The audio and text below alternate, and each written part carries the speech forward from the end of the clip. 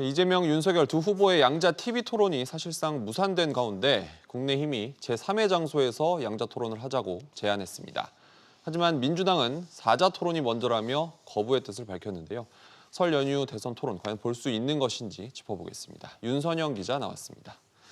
국민의힘이 제3의 장소에서 1대1 토론을 제안했죠. 어떤 의미로 해석할 수 있을까요? 네, 법원이 TV 토론의 막강한 영향력을 감안해서 두 후보만 참여해선 안 된다고 했으니 TV가 아닌 방식으로 양자 토론을 하는 건 문제가 없다 이런 얘기입니다. 네. 그러면서 31일에 국회나 또 다른 장소에서 방송 중계 없이 양자 토론을 열자고 했습니다.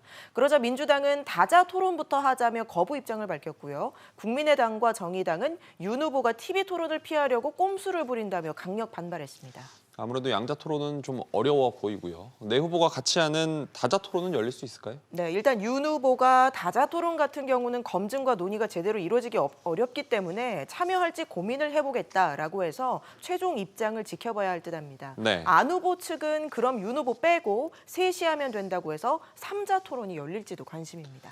공방이 벌어지고 있는데 오늘 지지율은 어떻게 나왔습니까? 네, 최근에 윤 후보가 좀 격차를 벌리면서 이 후보를 앞서는 조사들이 많이 나왔는데 오늘은 초접전으로 나왔습니다. 네. 4개 기관의 합동조사인데 지지율이 이 후보는 35%, 윤 후보 34%, 1%포인트 차이고요. 당선 가능성도 마찬가지입니다. 네. 안 후보와 심 후보는 이전 조사보다 지지율이 조금 내려왔습니다.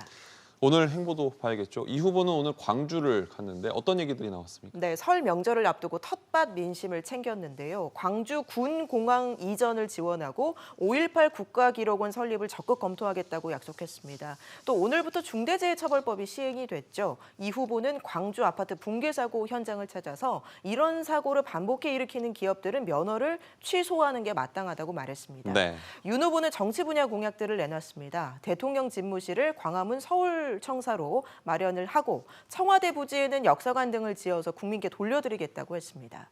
이런 가운데 여야는 2월 임시국회를 열고 추경안 논의를 시작했습니다. 김부겸 국무총리는 시정연설에서 무엇보다 속도가 중요하다면서 자영업자들의 임대료 부담을 나누는 방안도 필요하다고 강조했습니다. 그렇군요. 윤 기자 잘 들었습니다.